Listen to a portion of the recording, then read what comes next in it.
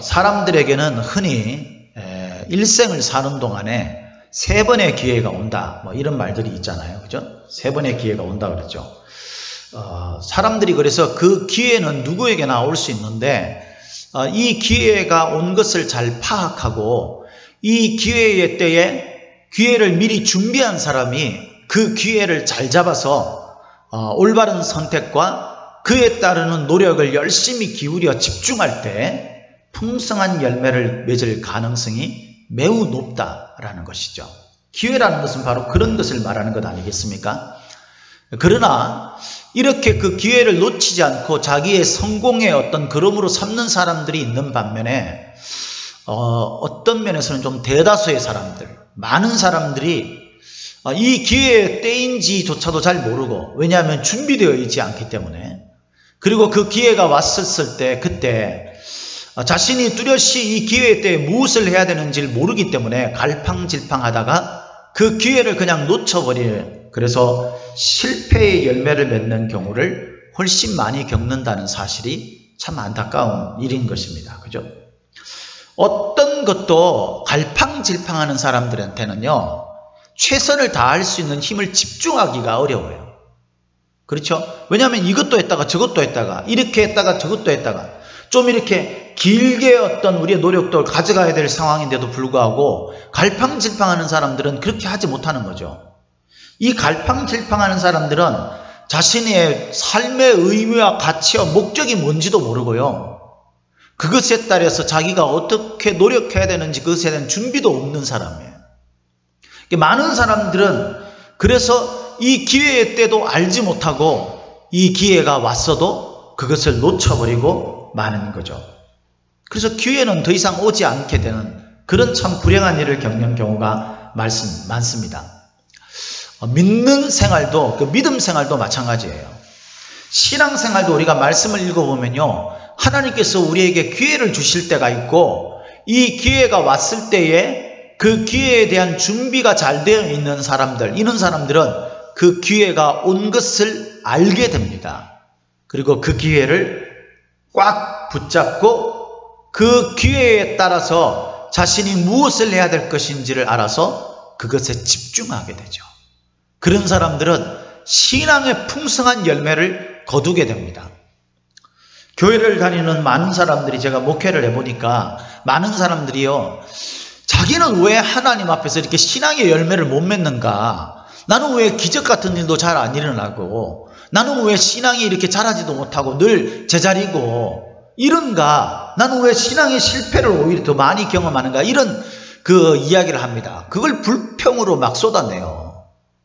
근데 여러분, 자기 자신을 한번 돌아봐야 돼요. 내가 하나님이 나에게 기회를 주실 때가 있다라는 것을 내가 알고 있는지, 그리고 그 기회가 왔을 때 그것을 분별하고 그 기회를 붙잡을 수 있는 준비가 되어 있는지, 그 기회를 붙잡았을 때 그걸 지속적으로 집중해서 그 기회가 열매를 맺을 수 있도록 노력하는 그런 끈기와 노력이 있는지 그걸 돌아봐야 돼요.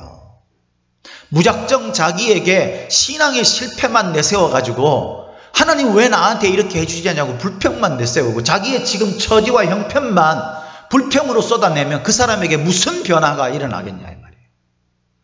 무슨 성공의 기미가 있겠어요? 이루어질 수 없는 거예요.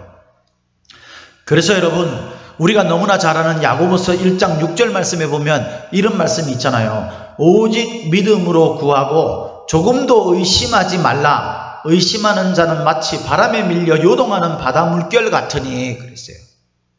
바람이 불었을 때에 그 물결이 이리저리 흔들리게 되면요, 그것이 어떤 힘을 발휘하거나 어떤 방향을 향해 목적으로 나가는 것이 어렵게 되죠. 그곳에서 무언가의 그런 풍성한 열매가 맺히는 일이 일어나기란 힘든 것입니다. 우리가 믿음을 견고하게 세우지 않으면요, 이런 일들이 일어나게 되는 거예요. 그래서 오늘 우리는 우리에게 기회가 주어질 때 이 기회를 우리가 잘 파악하고, 그리고 이 기회 때 우리가 무엇을 해야 할 것인가를 좀 우리가 함께 은혜를 나눠보자는 겁니다. 하나님은 제일 먼저 우리가 생각해야 될 게 우리에게 기회를 반드시 주신다라는 거예요. 하나님은 반드시 우리에게 기회를 주십니다. 오늘 본문에서는 이렇게 그것을 말씀하고 있어요. 우리 14절 말씀을 같이 한 목소리로 읽도록 하겠습니다. 14절 시작. 여호와의 말씀이니라. 보라, 내가 이스라엘 집과 유다 집에 대하여 일러준 선한 말을 성취할 날이 이르리라. 하나님께서 약속하시고 선포하신 그 말씀, 이 말씀이 성취될 날이 온다라는 거예요. 그게 이루어질 날이 온다라는 거죠. 그러면서 15절에 그날 그때에 라는 말이 나옵니다. 이 타이밍이 있다는 거죠. 타이밍. 예? 그러면서 16절에 이렇게 이야기합니다. 16절 우리 같이 한 목소리 읽도록 하겠습니다. 시작. 그날에 유다가 구원을 받겠고 예루살렘이 안전히 살 것이며 이 성은 여호와는 우리의 의라는 이름을 얻으리라. 할렐루야. 이 기회의 때에 하나님이 주신 그 타이밍에 어떤 일이 일어나냐면요. 유다가 구원을 받고 예루살렘이 안전히 선대요.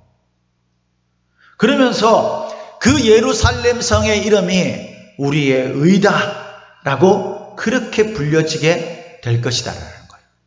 여호와는 우리의 의다라는. 여러분, 이런 기회를 하나님께서 주시는 그 타이밍을 준비하고 있다라는 거예요.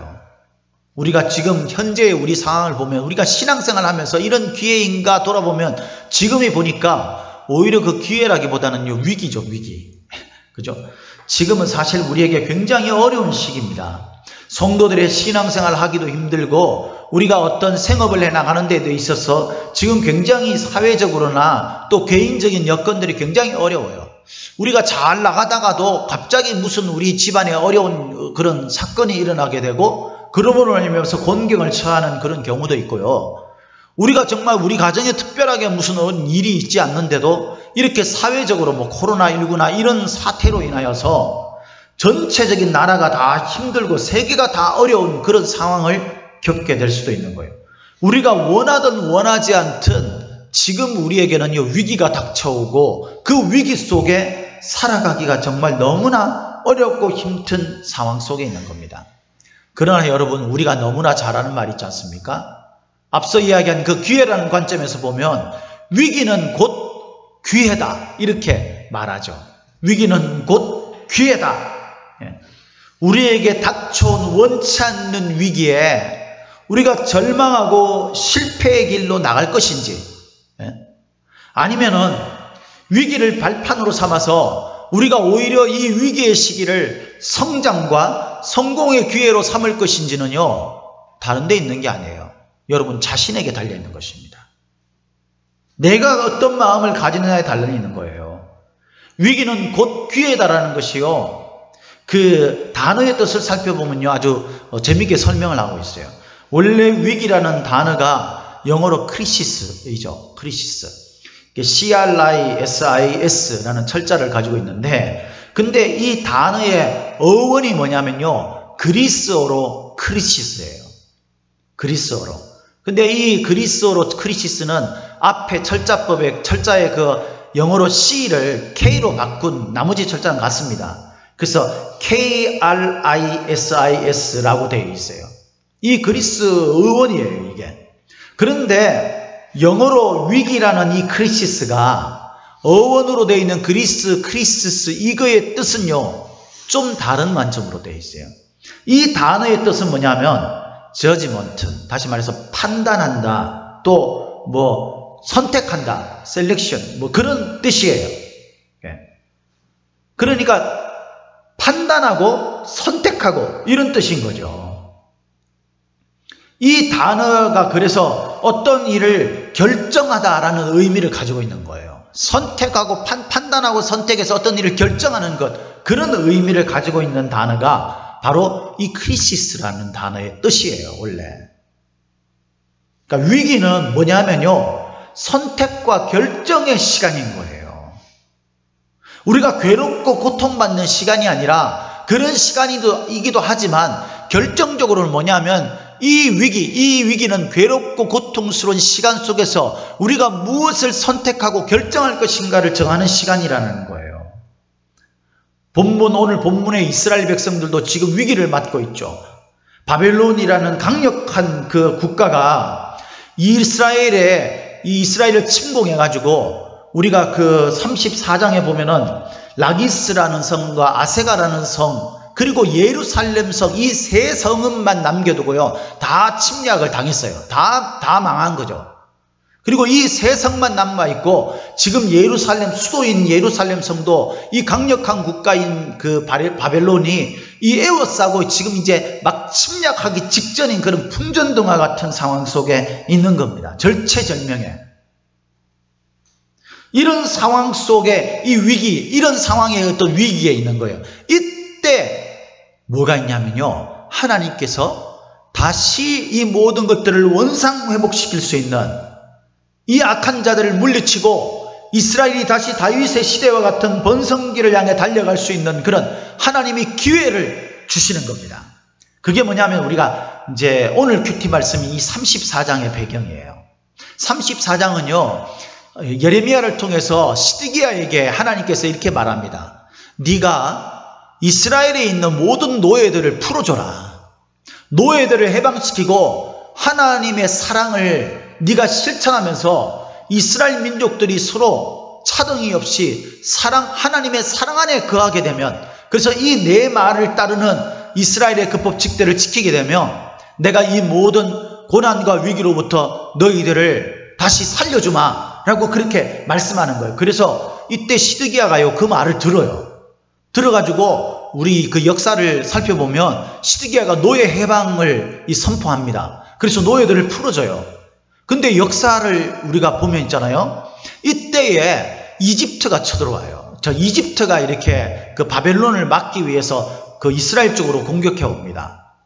그래서 바벨론들이요, 예루살렘을 에워싸고 있던 그 군대를 풀어가지고 일부만 남겨두고, 느슨해진 거죠. 일부만 남겨두고 어떻게 해요? 이집트를 맞서 싸우기 위해서 그쪽으로 가요. 이 하나님의 뜻, 하나님의 예언이 이루어지는 거잖아요. 할렐루야.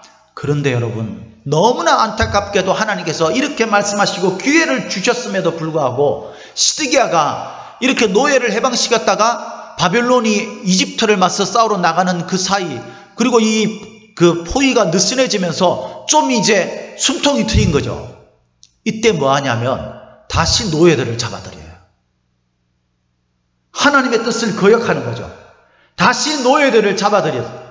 그래서 여러분 34장의 전반부를 읽어보면 예레미야가 시드기야에게 어떻게 얘기하냐면, 너희가 결국 바벨론에게 침략은 당하겠지만, 너희가 그래서 포로로 끌려가고는 하겠지만 너희들이 칼에 죽임을 당하지 않을 거다. 칼로 죽임을 당하지 않고 네가 나중에 수명이 다해서 죽었을 때, 그때 네가 열조 왕들의 그 무덤에 묻히게 될 것이고, 많은 사람들이 너의 죽음에 대해서 그 열왕들에 대해서 슬퍼하는 것처럼 슬퍼하게 될 것이다. 이런 예언을 합니다. 그게 하나님이 기회를 준 거죠. 근데 시드기야가 이런 하나님의 그 말씀을 듣는 척 하다가 자기가 좀 여유롭게 되니까 하나님의 말씀을 또 따르지 않고 노예들을 잡아들이고 그들을 억압하기 시작한 거예요.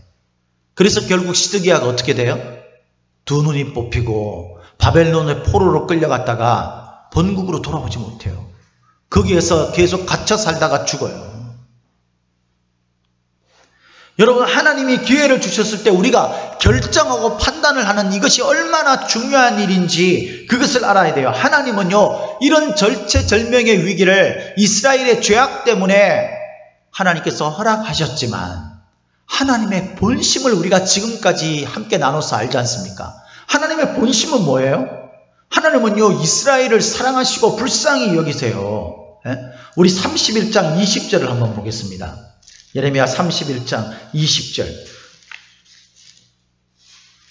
예레미야 31장 20절 우리 같이 한 목소리로 읽도록 하겠습니다. 시작. 에브라임은 나의 사랑하는 아들, 기뻐하는 자식이 아니냐. 내가 그를 책망하여 말할 때마다 깊이 생각하노라. 그러므로 그를 위하여 내 창자가 들끓으니 내가 반드시 그를 불쌍히 여기리라. 여호와의 말씀이니라. 아멘.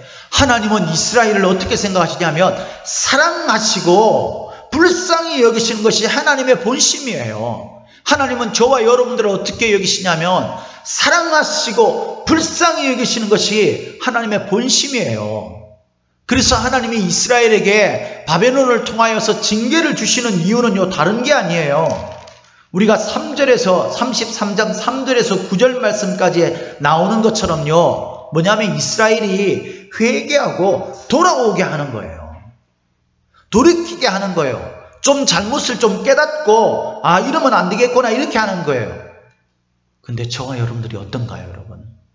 하나님이 이렇게 위기 속에서 그 위기가 기회가 되도록 그렇게 우리에게 선택하고 결정할 수 있도록 하셨는데 시드기야처럼 우리가 반응하고 있지 않습니까?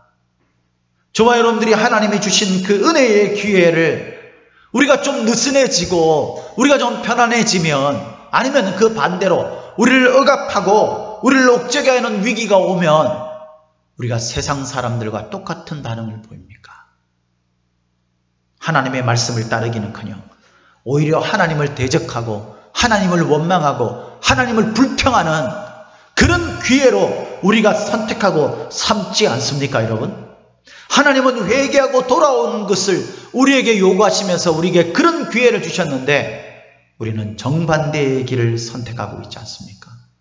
하나님은요, 우리에게 그런 기회를 언약으로 주셨어요. 언약으로. 우리가 오늘 말씀을 읽으면 좀 이해하기 좀 어려운 말씀들이 나오죠. 20절에서 22절 말씀도 보면 있잖아요. 그 때를 잃게 할 수 있고 하나님의 언약을 파기할 수 있고 뭐 이런 이야기를, 그렇게 될 것이다 이런 이야기를 하시면서 결론적으로 22절에 보면 뭐라고 이야기합니까? 내 종 다윗의 자손과 나를 섬기는 레위인을 번성하게 하리라 이렇게 말합니다. 이게 무슨 말이냐면요, 이 언약은 지켜질 때에 완성되는 것이라는 거예요. 이 언약은 파기될 수 있다는 겁니다. 근데 하나님은 파기할 수가 없어요. 왜? 하나님은 언약을 지키시는 언약의 하나님이시기 때문에. 하나님은 이스라엘 백성들을 사랑하시고 불쌍히 여기는 것이 하나님의 본심이기 때문에, 하나님은 이스라엘 백성들이 돌아오게 하는 것이 하나님의 목적이기 때문에 하나님은 이 언약을 파기하지 않습니다. 그러나 하나님의 언약을 파기하는 것은요, 이스라엘 백성들이에요. 저와 여러분들이에요. 그걸 말하는 거예요. 그러면서 다윗의 자손과 내 종 다윗의 자손과 나를 섬기는 레위인은 어떻게 한다고 그랬어요? 번성하게 한다고 그러잖아요. 그러니까 하나님의 언약을 지키고 하나님의 그 언약 가운데 살아가려고 하는 사람들은요, 포로로 끌려갈지라도 다시 돌아오게 한다는 거예요. 그들은 마침내 번성하게 한다는 거예요. 그러니까 언약의 파기가 이루어지지 않는 사람들은 하나님이 반드시 보호해주고 지키시겠다라는 약속입니다. 할렐루야. 실망하고 좌절하고 있지 마십시오, 여러분. 위기가 와서 하나님 앞에 불평만 쏟아내고 있지 마십시오. 이 위기의 때가 우리가 돌아가야 할 때인 것을 알아야 돼요. 그런 기회를 하나님께서 우리에게 주셨다는 것을 알아야 돼요. 저와 여러분들은 하나님의 종 다윗의 자손이며 하나님을 섬기는 레위인 아닙니까? 영적 레위인. 우리들은 그런 믿음을 지켜가는 한 반드시 결과론적으로는 번성하게 되는 은혜를 입게 될 것입니다. 뿐만 아니라 오늘 본문에서 좀 어려운 말이 24절에서 26절 말씀이에요. 여기에 보면은 이 백성들이 말하기를 여호와께서 자기가 택하신 그들 중에 두 가게를 버리셨다는 것을 익히게 하는데, 이 두 가게는 뭐냐면 남유다와 북이스라엘을 말하는 겁니다. 이걸 버리셨다 한 것을 내가 생각하지 아니하느냐 그러면서 그들이 내 백성을 멸시하여 자기들 앞에서 나라로 인정하지 아니하도다. 여호와께서 이와 같이 말씀하시나 내가 주야와 맺은 언약이 없다든지 천지의 법칙을 내가 정하지 아니하였다면, 이건 뭐예요? 하나님께서 천지 만물을 법칙 가운데서 만들지 않았다면 야곱과 내 종 다윗의 자손을 버리고 다시는 다윗의 자손 중에서 아브라함과 이삭과 야곱의 자손을 다스릴 자를 택하지 아니하리라 이랬어요. 이건 하나님께서 반대를 말하는 겁니다. 말하자면 역설하는 거죠. 거꾸로 말하는 거예요. 반어법인 거죠. 반어법. 하나님께서 천지 만물을 창조하지 않았다면 이 백성들이 버려지는 게 맞다. 그런데 내가 천지 만물을 창조한 자가 아니냐, 내가 이 두 족속 남유다와 북이스라엘을 만든 자가 아니냐, 그 말은 곧 내가 그들을 절대로 놓지 않고 불쌍히 여길 것이다 라는 말이에요. 그래서 26절 결론을 끝에 보면 이렇게 말하죠. 내가 그 포로된 자를 돌아오게 하고 그를 불쌍히 여기리라. 할렐루야. 하나님의 뜻은요 명확해요. 우리가 돌아오는 거예요. 우리를 불쌍히 여겨서 우리를 다시 세우는 거예요. 그런데 하나님은 그 언약을 지금도 지켜가고 계시는데 그 언약이 파기되게 만든 건 누구냐면 바로 이스라엘 백성이고 저와 여러분들이라는 거예요. 하나님이 우리에게 기회를 주셨을 때, 선택하고 결정할 수 있는 기회를 주셨을 때, 돌아올 기회를 주셨을 때에, 이 기회는 16절에 의하면 구원의 기회예요. 구원의 기회. 우리가 구해질 수 있는 그 기회를 주셨을 때에 우리가 뭘 해야 됩니까? 하나님 앞에 돌아와야 되는 거예요. 그러면 하나님께서는 불쌍히 여기시고 다시 돌아오게 하시고 다시 원상 회복시켜 주시는 놀라우신 은혜를 주시겠다고 말씀합니다. 이것은 누구도 예외가 아니에요. 모든 자들에게요. 전도서 9장 11절 말씀해 보면요, 이런 말씀이 나와요. 내가 다시 해 아래서 보니 빠른 경주자들이라고 선착하는 것이 아니며 용사들이라고 전쟁에 승리하는 것이 아니며 지혜자들이라고 음식물을 얻는 것도 아니며 명철자들이라고 재물을 얻는 것도 아니며 지식인들이라고 은총을 입는 것이 아니니 이는 시기와 기회는 그들 모두에게 임함이니라 그랬어요. 할렐루야. 우리가 원상 회복되어지고 하나님 앞에서 소위 은혜, 그 복을 받는 것은요 특정한 사람들에게만 주어지는 것이 아니라는 거예요. 똑똑하거나 무슨 대단한 능력을 가지고 있거나 목사나 이런 사람들에게만 주는 것이 아니라는 거예요. 이 기회, 이 시기는 모두에게 임한 것이라고 주께서 약속하셨어요. 사랑하는 성도 여러분, 저와 여러분들이 지금 현재의 믿음이 약하든 강하든, 저와 여러분들의 현재의 상황이 위기이든 아니면 편안한 삶이든 하나님은 지금 저와 여러분들을 위기라고 여기시고 저와 여러분들에게 선택할 수 있는 기회를 주셨습니다.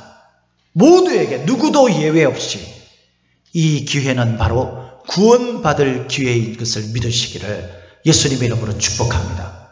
자, 그러면 이런 기회의 때에 우리가 어떻게 해야 합니까? 우리 16절에서 18절 우리 읽었지만 다시 한번 읽도록 하겠습니다. 16절에서 18절을 같이 읽겠습니다. 시작. 그날에 유다가 구원을 받겠고 예루살렘이 안전히 살 것이며 이 성은 여호와는 우리의 의라는 이름을 얻으리라. 여호와께서 이와 같이 말씀하시니라. 이스라엘 집에 왕위에 앉을 사람이 다윗에게 영원히 끊어지지 아니할 것이며 내 앞에서 번제를 드리며 소제를 살으며 다른 제사를 항상 드릴 레위 사람 제사장들도 끊어지지 아니하리라 하시니라. 할렐루야. 여러분, 지금 16절에서 18절까지의 이 말씀은요, 기회의 때에 하나님께서 어떤 특정한 인물을 준비하고 계시다는 거예요. 특별히 우리가 왕위에 앉을 사람, 끊어지지 않을 왕위에 앉은 사람, 15절에는 이렇게 말합니다. 그에 관해서 그날 그때 내가 다윗에게서 한 공의로운 가지가 나게 하리니 그가 이 땅에 정의와 공의를 실행할 것이라. 할렐루야. 지금 이 위기는요 우리의 죄악으로 온 것이라 그랬잖아요. 잘못되어 있는 정의와 공의가 사라진 이때에, 이 위기의 때에 다윗의 가지에서 공의로운 가지가 나게 할 것이다. 우리가 이 말씀을 읽으면서 가지라는 말을 들으면 다윗의 뭐 이렇게 가지가 나리니 이런 이야기를 들으면 생각나는 성경이 딱 떠오르지 않습니까, 여러분? 그게 뭡니까? 여러분, 이사야서에 나오는 말씀이죠. 그죠? 이사야서에서 뭐라 그래요? 하나님께서 이사야서를 통해 가지고 예수 그리스도에 대한 예언의 말씀을 하십니다. 뭐라고요? 이새의 가지에서, 이새의 줄기에서 한 싹이 나며 그 뿌리에서 한 가지가 나서 결실할 것이요 라는 이사야 11장 1절 말씀. 다윗의 가지에서 싹이 나고요, 그 싹이 나가지고 결국 그것이 결실하게 될 그런 사람이 있다는 거예요. 이새의 줄기에서. 그것은 곧 역사적으로 다윗이고 그것이 언약적으로는 예수 그리스도를 말하는 겁니다. 예수 그리스도, 그 예수님을 우리에게 오셔서 세상의 불의와 죄악 가운데 만영한 그 땅에서 심판받는 모든 자들에게 정의와 공의를 실현할 그런 분을 우리에게 주셨다는, 그분이 바로 메시아죠. 메시아. 그분이 우리를 구원하실 분이에요. 그래서 하나님이 주신 기회는 바로 예수 그리스도를 믿고 따르는 것이에요. 바울은 고린도후서 13장 4절에 이렇게 이에 대해서 말하고 있습니다.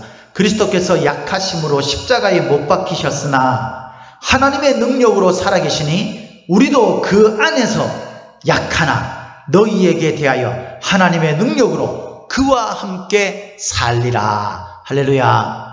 하나님께서는요, 예수 그리스도와 함께 약하여 십자가에 못 박혔지만은 하나님의 능력으로 예수 그리스도와 함께 살게 될 것이라고 말씀하고 있어요. 이것이 언약이에요. 우리가 예수 그리스도와 함께 있으면 우리가 십자가에서 약한 모습으로 있지만 결국 하나님의 능력으로 살게 되는 은혜를 입게 되는 것입니다. 뿐만 아니라 요한계시록 7장 14절 말씀에 이렇게 말합니다. 그들이 어린 양과 더불어 싸우려니와 어린 양은 만주의 주시오 만왕의 왕이시므로 그들을 이기실 터이요 또 그와 함께 있는 자들 곧 부르심을 받고 택하심을 받은 진실한 자들도 이기리로다. 할렐루야. 예수 그리스도께서 하나님 앞에서 은혜를 받아 하나님의 능력으로 하나님 되셔서 세상을 이기신 그 이기심이 예수 그리스도를 붙들고 믿고 따르는 모든 예수 그리스도의 성도들, 그들도 함께 이기게 하는 통로가 되게 할 것이다. 열쇠가 되게 할 것이라는 거예요. 예수 그리스도를 믿고 예수 그리스도를 따르는 것이 바로 기회를 붙잡는 거예요. 할렐루야. 그런데 여러분, 여기서 우리가 한 가지 아주 중요한 사실을 한 가지 알아야 돼요. 그건 뭐냐면 기회는 오래 지속되지 않는다는 거예요. 사라지고 말게 될 것이라는 것입니다. 기회는 영원히 계속되는 게 아니에요. 여러분, 이 기회라는 단어와 같은 헬라어 그 의미를 가지고 있는 단어가 있죠. 원래 그 헬라어 말 중에서 시간이라는 단어 중에 대표되는 게 두 단어가 있죠. 그죠? 하나는 크로노스라는 단어가 있고 하나는 카이로스라는 단어가 있습니다.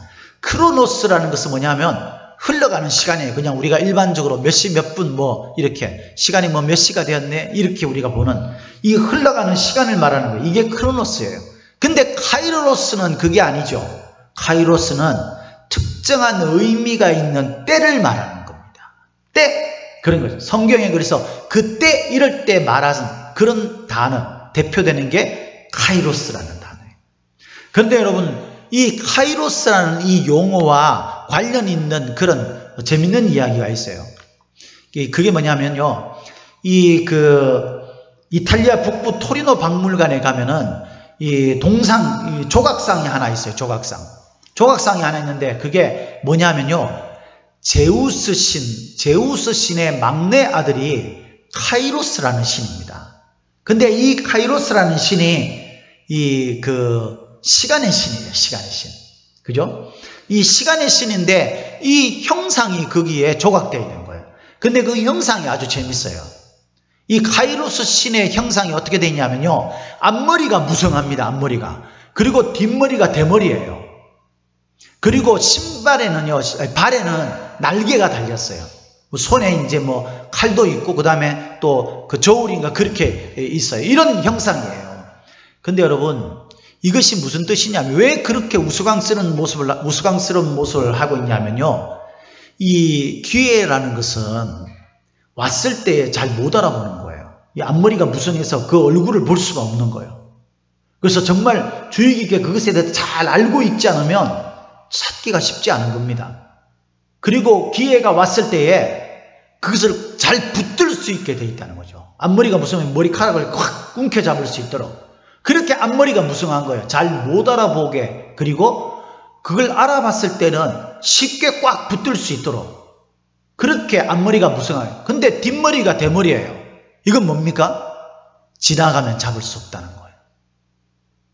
지나가서 뒷모습이 되어버리면 잡을 수 없다는 겁니다. 그리고 왜 발에 날개가 달렸냐면요, 기회는 빠르게 지나가기 때문이에요. 그것을 의미하는 거래요. 여러분, 기회라는 것은요, 언제나 계속 내가 원하는 때에 오는 게 아니에요. 우리 성도들이 착각하고 있는 게 뭐냐면요, 그냥 내가 이렇게 하다가 뭐 언젠가 하나님께서 나한테 이렇게, 여러분 그렇지 않아요. 그렇게 될 수가 없어요. 하나님은 우리에게 때를 주셨다니까요. 때라는 것은 바로 기회라고 이야기했지 않습니까? 그 기회는요, 우리가 준비되어 있을 때 알아볼 수 있는 거예요. 그리고 알아봤을 때 우리가 그것을 앞에서 꽉 움켜잡아야 돼요. 그것이 날개가 달린 듯이 빠르게 지나가는데 그것이 뒤의 모습이 될 때는 이미 늦은 겁니다.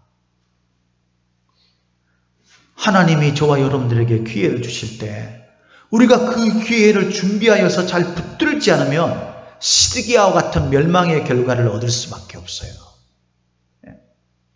기회를 놓치면 결국은 멸망의 심판밖에 없는 거예요. 20절 21절에 보면 이렇게 말하죠. 여호와께서 이와 같이 말씀하시니라. 너희가 능히 낮에 대한 나의 언약과 밤에 대한 나의 언약을 깨뜨려 주야로 그때를 잃게 할 수 있을진데 내 종 다윗에게 세운 나의 언약도 깨뜨려 그에게 그의 자리에 앉아 다스릴 아들이 없게 할 수 있겠으며 내가 나를 섬기는 레위인 제사장에게 세운 언약도 파할 수 있으리라 그랬어요.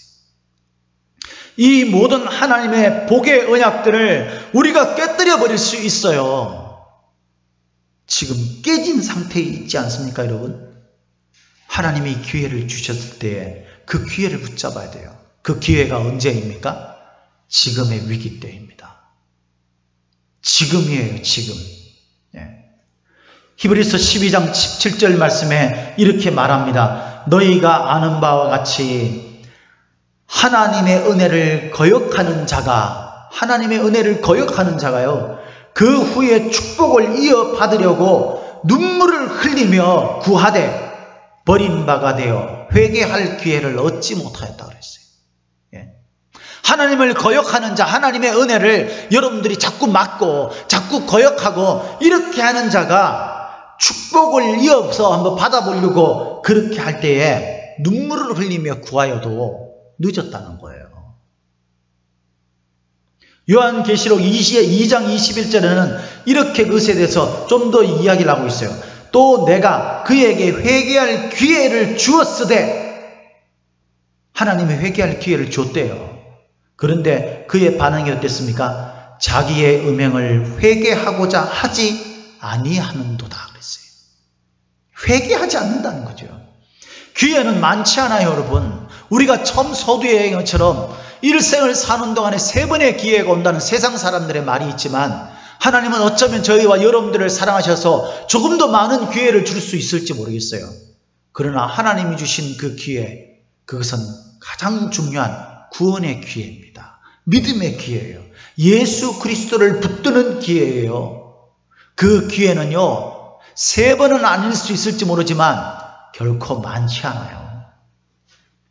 하나님이 지속적으로 기다리실 때에 우리에게 기회가 유효하게 되는 거예요. 이때 우리는요, 결단하고 선택해야 되는 겁니다. 뭘 결단하고 선택해야 됩니까? 가장 중요한 것을 선택해야 되는 거죠. 가장 중요한 건, 이것을 우리가 흔히 쓰는 말로 하면 우선순위라고 말하는 거예요. 우선순위. 우리 마음 중심에요, 그 중요한 것을 붙들어야 돼요. 그 중요한 것을 붙들 때 그 중요한 것을 예를 들어서 방해하는 어떤 것이 있다 그러면요, 그걸 과감하게 벗어 던져야 돼요. 그걸 밀어버려야 돼요. 오늘 본문에는 중요한 몇몇의 단어가 보입니다. 15절에 공의로운 가지, 또 16절에 유다가 구원을 받겠고 예루살렘이 안전히 살 것, 그리고 16절에 우리의 의, 이런 단어들, 그죠? 17절에 왕위에 앉을 사람, 이런 단어들이 중요한 단어들이죠. 이런 단어는요, 바로 15절 그날 그때에 이루어지게 될 구원자 되신 예수님을 왕으로 세우신 때를 말하는 거예요. 그때를 말하는, 이걸 붙들어야 된다는 거예요. 이걸 간절히 붙들어야 된다는 거예요. 그 다윗이, 하나님이 세우신 다윗이 이스라엘과 그 백성을 열국 가운데서 우뚝 서게 만들어준 것처럼 그런 위대한 왕이었던 것처럼 우리 주 예수 그리스도 만왕의 왕 되시고 만주의 주 되신 우리 주님만이 우리의 세상에서 조롱받고 사람들에게 짓밟히는 초라한 그런 상황에서 우리의 위기 속에서 우리를 다시 세우시고 구원하셔서 우리를 세상 사람들 사이에 우뚝 서게 만드는 위대한 왕이시라는 사실을 우리가 믿어야, 이 믿음을 붙들어야 된다는 거예요. 이게 가장 중요한 거예요. 이게 다른 거 붙들어야 소용없어요. 다른 거 우리가 뭐 세상의 실력을 기로 이런 것들이 하나님이 말씀하시는 기회를 붙드는 방법이 아니에요. 하나님이 주신 이 구원의 기회에는요, 가장 중요한 우선순위를 붙들어야 되는 겁니다. 삶의 우선순위가 있어야 되는 거예요. 예? 우리가 모든 것이 다 중요하지만 우리가 먹고 사는 것도 중요하고 우리 가정이 화목한 것도 중요하고 우리 건강이 지켜지는 것도 중요하고요. 내 마음에 좀 자유를 느끼고 내 마음의 평안과 기쁨을, 이것도 중요하지만요, 그 중요한 것보다 더 중요한 우선순위는 반드시 있는 거예요. 그게 뭡니까? 예수 그리스도를 붙드는 믿음이에요. 우선순위라는 말은요, 다른 것보다 더라는 의미예요.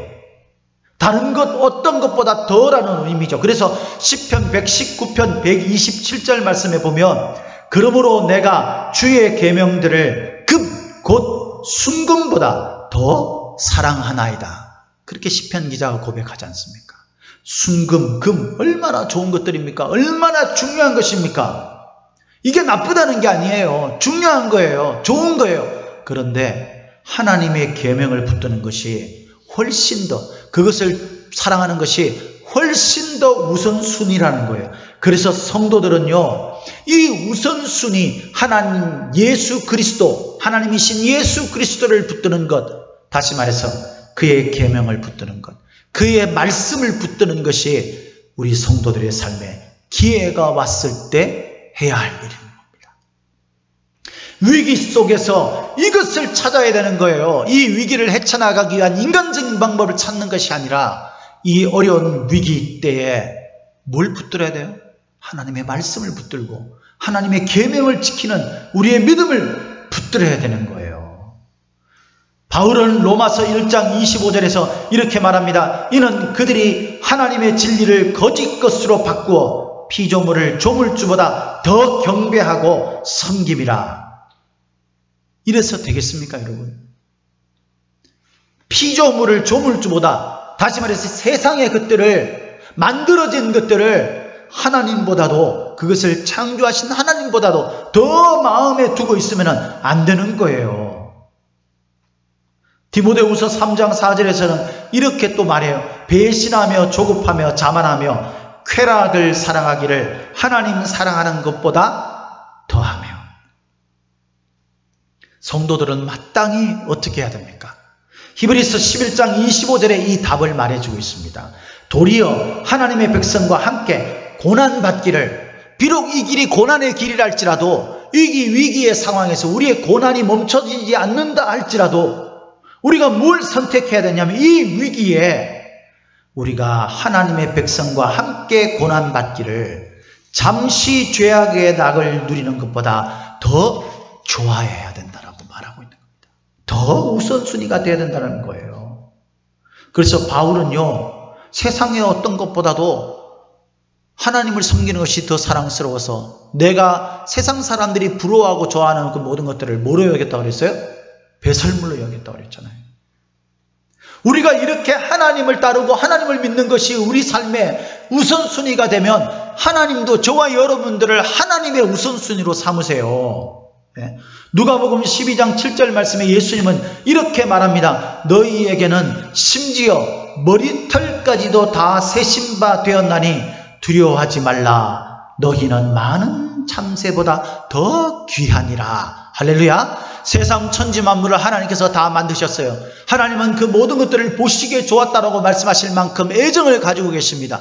그런데 사람들, 저와 여러분들은 그 모든 천지 만물보다 더 하나님에게 우선순위예요. 하나님은 우리를 너무나 사랑하시고 우리에게 너무나 지대한 관심이 계셔서 우리의 머리카락까지라도 세신바 되었다라고 말씀하고 있어요. 하나님에게 저와 여러분들은 하나님의 우선순위예요. 저와 여러분들에게 하나님이 우선순위가 되어야 하는 것입니다. 그래서 여러분, 이 우선순위를 마음에 받아서요, 우리가 흔들리지 않는 신앙을 가져야 돼요. 견고하여서 흔들리지 않도록 해야 합니다. 이것들이 절대 파기되지 않도록 해야 돼요. 파기될 수 있다고 오늘 말씀하고 있지만 절대 파기되지 않는 것이 하기 위해서는요, 하나님 쪽은 언제나 파기될 수 없도록 견고하시다 그랬죠. 우리만 견고해지면 되는 거예요. 우리만 흔들리지 않으면 되는 것입니다. 예? 그래서 시편 125편 1절 말씀에 시편 기자는 이렇게 노래합니다. 여호와를 의지하는 자는 시온산이 흔들리지 아니하고 영원히 있음 같도다. 하나님을 깊게 의지하면 내 마음속에 어렵고 힘들어도 눈물이 나도 고통스러워도 도망가고 죽고 싶고 피하고 싶어도 하나님을 굳게 의지하는 자는 시온산이 흔들리지 않고 영원한 것 같이 흔들리지 않고 영원하게 될 것이라고 말씀합니다. 예레미야는 오늘 본문 말씀에서 이런 경고의 말씀, 이런 기회가 왔을 때에 하나님을 붙드는 것으로 위기를 기회로 삼으라고 그렇게 말하면서 예레미야는 경고했던 이 예레미야가 4장 1절에서 이렇게 말해요. 여호와께서 이르시되 이스라엘아 네가 돌아오려거든 내게로 돌아오라. 네가 만일 나의 목전에서 가증한 것을 버리고 네가 흔들리지 아니하며. 여러분, 우리 안에 우선순위가 뭔지를 알고 우선순위가 예수 그리스도를 믿는, 그래서 예수님을 붙드는 것인 줄 알아서 그것을 붙들고 흔들리지 아니하면 하나님께서는 저와 여러분들의 삶을 하나님의 우선순위로 삼아서 하나님께서 지켜주시고 인도하시겠다고 약속하고 있는 것입니다. 사랑하는 성도 여러분, 기회의 때가 왔을 때 이때 주님의 말씀을 붙들고 흔들리지 않기를 예수님의 이름으로 축복합니다. 여러분, 스케이트를 타면 이 TV에서 한번 이상화 스피드 스케이팅 그 선수 있잖아요. 그 사람이 훈련하는 걸 한번 봤는데 그 훈련할 때 보니까요, 이렇게 그 스케이트를 타는데 한쪽 발에다가 체중을 싣습니다. 그리고 다른 한쪽 발을 이렇게 밀고 바닥에서 떼는 순간 이게 균형을 잡으면서 앞으로 쫙 나가는 거예요. 여러분, 이런 것을 말하는 겁니다. 우리에게 우선순위가 있다면 그 우선순위가 바로 예수 그리스도를 믿는 믿음 아닙니까? 이 믿음에 우리의 중심을 싣는 거예요. 이게 우선순위예요. 이것들을 싣고 있다가 때로는 세상의 어떤 일들을 우리가 밀면서 그것으로부터 떼어야 돼요. 왜? 그래서 이 우선순위에 내 자신이 실려서 앞으로 전진할 수 있기 때문에. 그래야 많은 열매가 맺히게 되는 겁니다. 예수님은 요한복음 15장에서 예수님이 포도나무이시고 거기에 붙어있는 가지가 많은 열매를 맺는다 그랬습니다. 그죠? 우리가 이 위기의 때에, 우리가 이 고통스럽고 힘든 때에, 우리가 너무나 슬프고 좌절스럽고 절망이 올 때에, 그것이 원하든 원하지 않든 우리에게 그런 어려운 일이 생겼을 때에 그 위기에 실망하고 좌절만 하고 있지 마시길 바랍니다. 이 위기가 곧 하나님이 주신 기회입니다. 하나님이 우리를 구원하시는 구원의 기회입니다. 하나님께서 우리에게 복 주시마 약속하신 언약을 회복시키는, 원상 회복시키는 기회입니다. 하나님 앞에 우리가 돌아갈 기회입니다. 위기의 때에 기회인 줄 알고 이때에 우리가 예수 그리스도밖에 붙들 것이 없다라는 믿음의 생각을 가지고 예수님을 우리의 우선순위로 삼아서 예수님의 말씀 앞에서 우리 자신을 돌아보고 그 말씀대로 우리의 삶을 흔들리지 않게 삶으로 위기가 성공의 기회가 되는 그런 기회로 삼는 저와 여러분들이 다 되시기를 예수님의 이름으로 축복합니다. 축복합니다.